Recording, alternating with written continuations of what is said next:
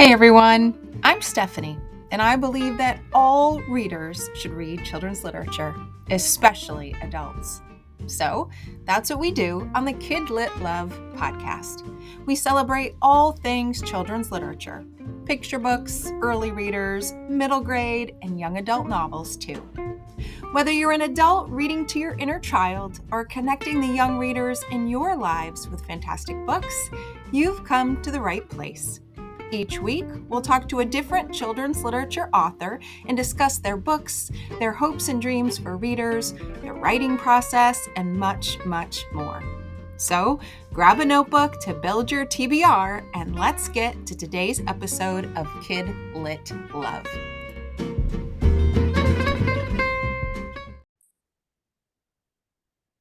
Hey everyone, welcome back to another episode of the KidLit Love podcast. I'm Stephanie, and I'm here today with Claire Lordon, who's helping me with a couple of new firsts on the podcast. It's our first YA novel that we're going to discuss, and it's our first YA graphic memoir that we get to talk about too. This graphic memoir is a new genre for the KidLit Love podcast, and it also happens to be a new genre for Claire too. Doesn't mean she's a stranger to the world of children's literature, though. She's written and or illustrated multiple beautiful picture books that listeners are sure to be interested in today, too. So, Claire, welcome to the podcast, and thank you for helping me kick off such a first on the podcast, talking about your young adult graphic memoir, One in a Million. Thank you for having me, Stephanie. Oh, I am so excited. In thinking about your book, but we're going to talk about that soon, but I happened to find your post on the Nerdy Book Club. And the domino effect that this happened was literally within like an hour. It was read the post, loved the post, went and bought the book, read the book, emailed you, and then here we are. It was one of those, I have to read it now, and then I have to talk to you. Oh, wow. Thank you. Oh, so I'm really excited you're here today. For readers who don't know you yet, or I guess I should say listeners as well who don't know you yet, why don't you tell us a little bit about who you are and where you are and how you got to be on this debut YA graphic memoir? Sure. So my name's Claire Lordon. I'm a illustrator, designer, and author, and I live in Vancouver, Canada. And I create children's books and illustrations for various companies, including greeting cards, murals, maps, and so much more. And I got to the point of doing my YA graphic memoir after being in the KidLit world, like you mentioned earlier. So if we're going way back, I graduated from RISD, Rhode Island School of Design, with a degree in illustration. And it's actually funny because I didn't take the children's book class there. I was trying to be what I thought was a real artist, whatever that means. And so it wasn't until a couple of years later that I thought, hey, I'm a little bit curious about this. And so I took a continuing education class at the School of Visual Arts in New York. Absolutely loved it. And then kind of deep dived from there, and I eventually sold my first picture book, and that kind of snowballed. And after a while, I knew I really wanted to tell the story that's in One in a Million. And I took a leap after doing a lot of heavy thinking, and I was ecstatic when it sold a candle wick. Yeah. Well, I love, what I'm learning on this podcast is the authors that I get to interview, most of them didn't plan to be a children's literature author. It was something that happened. It was something that was in the back of their mind that they never honored, and they finally did. Or it was something that just came to be because of their life experiences, and they realized they had a story to tell. So I always love learning how an author came to Yeah. be with the book. And I'm so glad that you did follow that path, because One in a Million is it's such a powerful book. Oh, thank You have you. such a powerful story to tell. And as I mentioned, I went very quickly from about it to getting it to reading it and then reaching out to you. Um, so this book chronicles kind of your journey starting in childhood with a serious chronic illness Yes. and your determination to just beat the odds and keep going and figure out what kind of life is like. Can you say more about Sure. how So you decide to do the yeah, so the book kind of chronicles my mostly 8 months of my junior year of high school, but a lot of things happened in the 3 years up to that point. But around that time, I started really getting worse symptom wise. And I was just dealing with a bunch of mysterious health symptoms that doctors really couldn't pinpoint. Most doctors were thinking, oh, she's gaining a little weight. She's just being a teenager. Oh, she has depression. She's just being a teenager. But it was my parents who saw the bigger picture and were really thinking there's something bigger happening here that's causing all these new things to happen. And after a bunch of testing, including going to the Mayo Clinic in Minnesota, it's determined I have a brain tumor on my pituitary gland and something called Cushing's disease. which is a big thing. Yes, yes. It is the smallest thing that you could ever, it's like, I mean, it depends on the person individually, but mine, they were never able to see it on an MRI. So they had to do this somewhat invasive test and to really pinpoint it to where it was. And from there, they did their best to remove it. Spoiler alert, it didn't work. Right. Right. But making the book was more challenging than I thought it would be. I thought it was going to be really cathartic and a way to put this behind me. And in some ways, it was, but it was really hard just revisiting everything and having to write, but also draw everything that I experienced. And I remember I was talking to my therapist and telling her how I didn't really think it was that cathartic, and she's like, and she told me, Claire, it was. And I'm like, okay. Yeah, I guess I wasn't even thinking of it that way, because I love memoirs, as I mentioned before we hit Hey, record. I love them. I love kind of getting inside someone else's mind and seeing what life is like for them.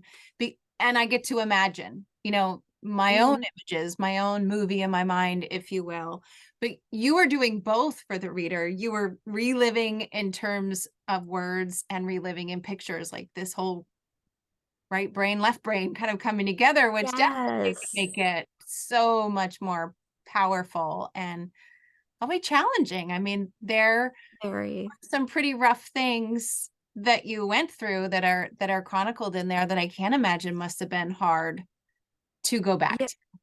exactly. I had to do a lot of research as well, as far as trying to get the locations and every medical aspect to look correct. I did my best. It's probably not 100% perfect, but I was able to go back to my high school just before the pandemic happened and get some reference photos for there. But I really wanted to go to the Mayo Clinic and get some photos too, but because of the pandemic, that never happened. So, because this was such a traumatic time in my life, I have lots of memories and it's very visual for me. But I was also able to do a lot of digging online as far as specific places and things like that.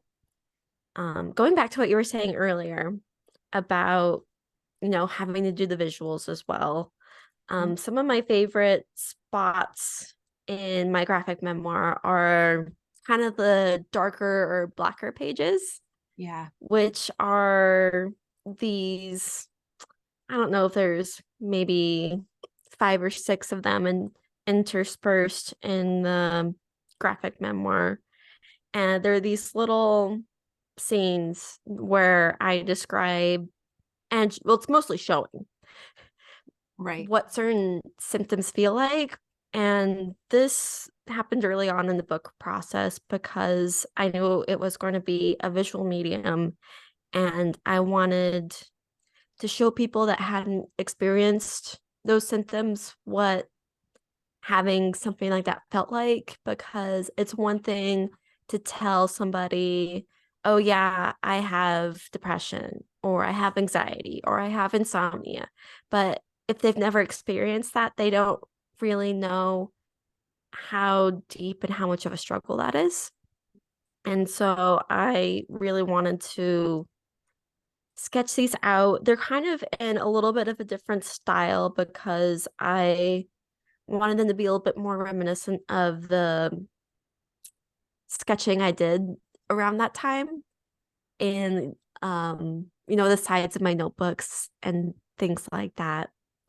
But it was really fun going back to, well, fun and also not so fun, revisiting my high school diaries to look at and revisit the whole timeline and everything. Certain events just came back to me that I had completely forgotten. Like there's one scene in the book where I'm at our school mass, which happened about once a month or so, and I'm not feeling well. And all my friends are telling me, hey, Claire, are you okay? Even my teacher was asking me, hey, Claire, are you okay? And I just ended up sitting down. And I had completely forgotten about that until I read it. But I was like, yeah, this happened. And so I included that in the book. Yeah. I'm glad you brought up those different panels, or Hmm. I don't know if panels is the right word, but those different sections of the book. Yes. They're in contrast to the story being told, or I guess the real life story being told. They're different in pictures. It's definitely this different kind of marking in the book. And as a reader, I really gravitated towards those parts. Like as I was reading it and I would see those parts and I would see the names of whatever the feeling or the emotion was that you were describing.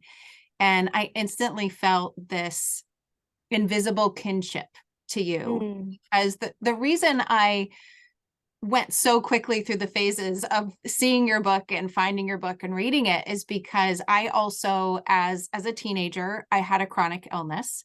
Well, I still have a chronic illness, but the chronic illness started nothing to the depth of the scope of what you went through, but a couple of years out of school, hospital stays, traveling Oh to this gosh. state and that state to figure out Yeah. who can help. And as a teenager, teenage years are hard enough. Yes. But then you add this huge layer of complexity paired with this feeling of isolation on top of how difficult it is to be a teenager, and to grapple with Definitely. all of these. As I got to each one of those sections, I was like, yep, she got it, she gets it, she knows. Was she there? She knows what I was going through. Like, I think that is such a powerful gift, because I wish I had your book when I was that teenager. I think Thank that you could so have, much. oh, you're welcome. I think it could have changed things, of how I felt. Um, Hmm. and there's of course negatives and positives to every situation, but I kept thinking, oh, if I just had it X number of years ago, I won't say how many, but X number of years ago, so that I knew there was someone else who was Hmm. getting it, who was going through something similar to what I was going through, and that actually we're not alone. And Exactly. Yeah. So I wrote the book for that exact reason, because there was nothing like that out there when I was a teen. And it was also at this weird time where it was just before social media exploded. So there might have been some sort of blog or community somewhere in the internet, but I never found it. Right. So I felt very isolated, like you said. And so I wanted to write it for myself, but I also wanted to write it so that other people going through similar things can see themselves. And especially those who have quote unquote invisible illnesses or disabilities. Mine was technically visible, but still within the range of normal that most people wouldn't think too much of. So I just really wanted to reflect that and let others know that they're not alone. Yeah. And what a gift. I mean, it really is such a gift to feel seen in general, but especially when I think when it's, when it's and this is my experience, but I'm going to lead to a question about yours. Sure. Chronic illnesses kind of keep you grounded. You can't do the things that you might Mm-hmm. want to do. You might not be able to see the people that you might want to see, do the hobbies that you might love. And I know for me, that's really where my love of reading and writing solidified. Number one, I couldn't really do much else, right? Thank goodness Yeah. I love to read and write, but that really highlighted for me the important role that books and reading and notebooks and writing would have in my life. The characters I read became the friends I didn't see, right? The Mm-hmm. crazy things that they did in the books became the things that I wished I could do as a teenager. And so looking back, I know that I'm the kind of person I am today because of that. Even though I at the time would have wished I did not have to go through that and that I wanted to Mm-hmm. deal with it, it definitely brought me to this place where reading and writing have such a powerful role. And there was at one point in the book where you talked about, right, you could lean into your art. You couldn't do, all sorts of things, but the one thing you could Yeah. do is lean into your art there. And I'm just wondering, from a personal point of view, do you feel that's what really fueled your passion for it? It's something that you could do, something that you could rely on. Do you see the connection between what you're doing now and how kind of art is your thing as connected to how much time you tried to dedicate it when you were kind of in the throes of your illness? Oh, 100%. Yeah. I remember, so for a while in high school, freshman, sophomore year-ish, I was getting better from before. And I thought, okay, I'm going to live a normal life. I need to figure out what I want to do. I was really good with science and with art. So I was kind of debating between the two. And as soon as I got sick, my memory and concentration went kaput. And I really struggled in that department. But school was something, it pretty much was the only thing I had control over during that time. So I put a lot of time and effort into trying to really do my best. But at the same time, art was the only thing that really brought me solace and joy. And I just couldn't stop doing it. And I don't know, it's hard to say. I just really wanted to continue that journey. And I'm not 100%. I mean, it's who knows what would have happened, but I decided that, I want to deep dive into this art thing. It really fuels me. And yeah, that's led me to where I am today. Yeah. Yeah. There's this is not a children's literature book, but I don't know if you're familiar with the book. It's called Kissing Kosher by Jean Oh Melzer. no, no, I'm not. It's a delightful book. But the main character in the book struggles with a chronic illness, struggles with chronic pain, although that is not the kind of main theme of the story. It's an important thread And one of the things that the character grapples with in the story that I really relate to is, so many people will say when you're going through something, that's not who you are. Don't let that define you. You are not your illness. You are not the disability. And on one hand, I can 100% relate to that, as this character did in the book, that we are a multitude of things, and this one Yes. thing shouldn't be the thing that defines us. However, it does influence us, right? And some Oh, of the yes, choices yes. that we make And is back and forth that I think you can appreciate. definitely. And I remember, again, spoiler alert, it took me quite a few years to finally get everything in line health-wise for me. But I remember after that, I was seeing a new therapist, and he was the one that kind of put two and two together, that I was still kind of clinging on to this sick identity, and that I needed some time to work through trying to leave that and move on. Um, One thing I also forgot to mention earlier is that one reason why things were a little bit extra challenging for me as a teen with my illness is because it's usually a illness seen in adults, and I was 17, so I was still technically a child, and a lot of the health professionals didn't know whether to put me in the pediatrics or in adults, and it was just kind of this gray line where people just didn't know where to put me. And no, that's just not a great feeling to have, especially when teens already feel isolated or can feel isolated from their peers, and then you add this on top of it, and um it just makes things so challenging. But I'm so lucky I had such a caring and supportive family to help me through Yeah. this. Yeah, and you can see that in the book. You can feel that in the book. And I think it's worth pointing out too, because we are talking about it.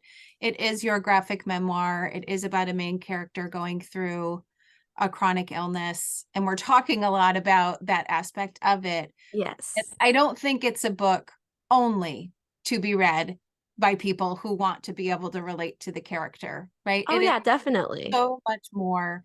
There are, I think, multiple entry points for all readers, whether they are young adult readers or adult readers like me, because we're all going through something. Something, What, yeah.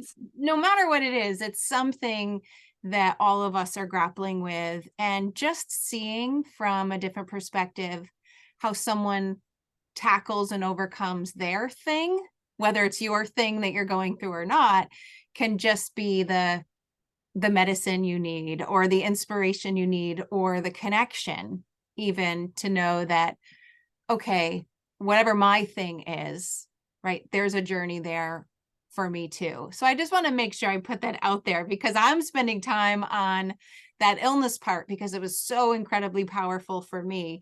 But this is a graphic memoir for anyone who is just Sure, yeah. having that. And I mean, it covers other things too. It covers things of definitely a love of art, like we talked about.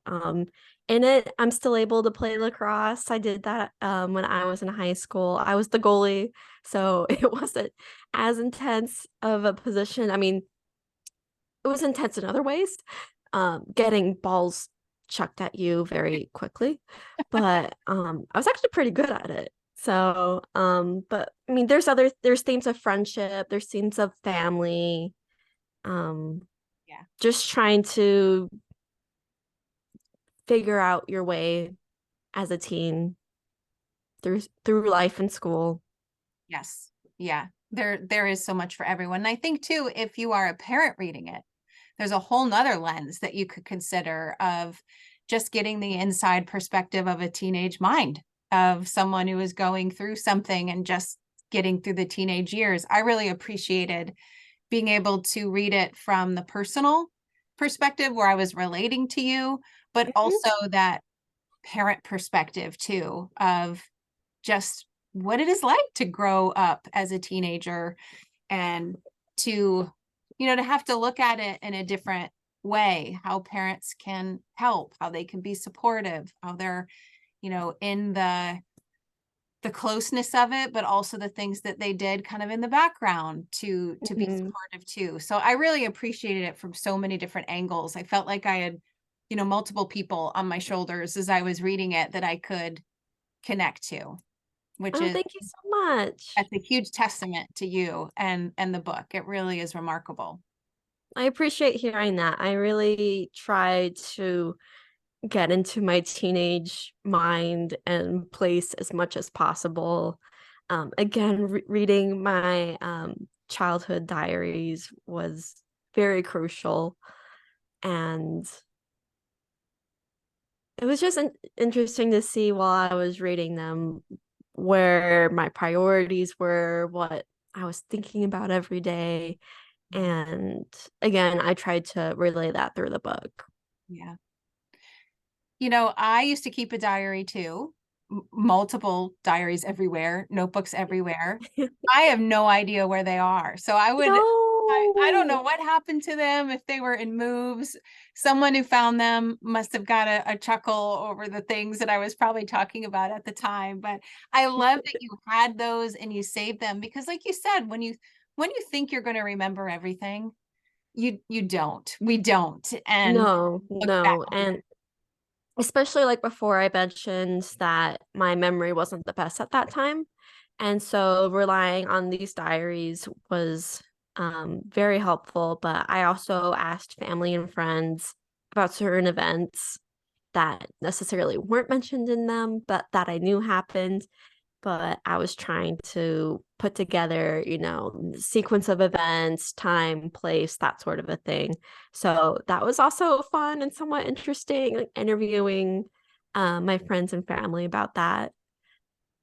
Yeah. I'd call up my mom on like a Tuesday, be like, "Hey mom, do you remember this happening to me? Because I don't really, and what do you recall?"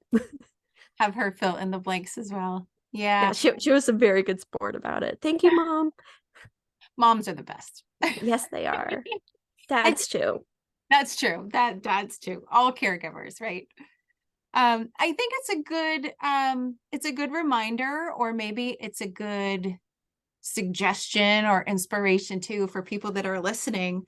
Like writing down our life, writing down our feelings, our thoughts, whether it's a diary, a journal, or a notebook, and saving them can be so powerful in so many ways. And I think your story of hearing how you went back to kind of remember or try to remember and remember things that you forgot that you even wrote down is such a Yeah. powerful testament to how wonderful it can be to have those stories preserved in the moment like that. It's making me want to go do a renewed deep dig through my stuff to see if I can find all of I those. hope you find them.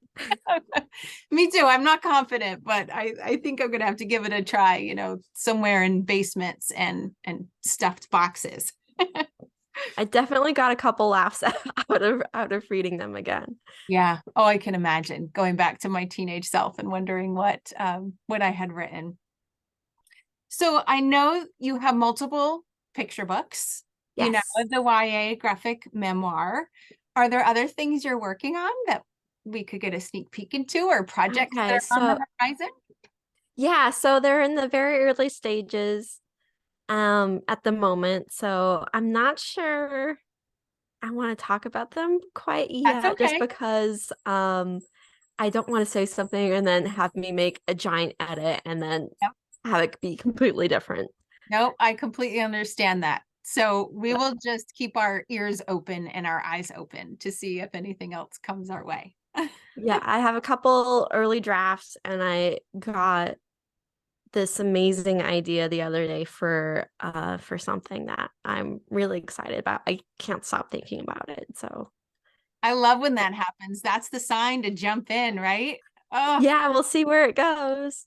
that's exciting. Well, for people who want to kind of follow you in that journey to see what happens next, what's the best place to find you and your books?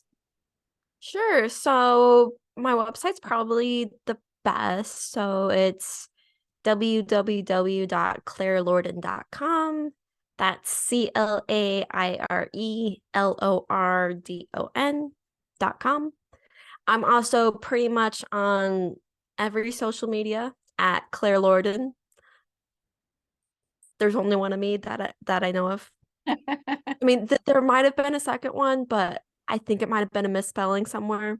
And so, That's good. That makes you easier to find when we're just quickly typing in. yes. Well, I'll make sure to put these links to your website and your social feeds into the show notes too, so that listeners and readers can just click and find the books that they want to get their hands on. Thank you.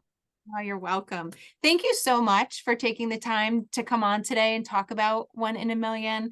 You know, I loved it. It touched my heart personally, and I'm going to share it with everybody, those that need it so they can relate to it, and those that just need a story to help see how life can be done. It's such a gift. So I'm so grateful you came to talk to us about it today. Thank you so much, Stephanie. And thanks again for reaching out. Your email was so wonderful to hear after spending 5 years working on this book, and just hearing that, it really hit a note and really resonated with somebody. I really appreciate that. Oh, I am happy to be able to give that gift to you as a thanks for what you have given me in that book. So thank you so much. And everyone, I will see you inside of the next episode.